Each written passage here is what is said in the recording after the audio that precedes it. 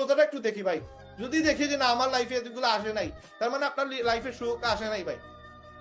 আজকে আপনার বন্ধু, ছোট ছোট বাচ্চারা আজকে দামি দামি বাইক চালায়, এটার পিছনে তার বাবা কাজ করছে, তার পরিবার কাজ করছে, দ্যাটস ওয়াই সে ভালো একটা লাইফ লিড করতেছে। আজকে আমি ভালো একটা বাইক চালাইতে পারি না, ওই খটখটি সারার মানে 20,000 30,000 40,000 টাকা বিক্রি করলে পাবেন এমন একটা বাইক, ওইটা চালাইতেছি।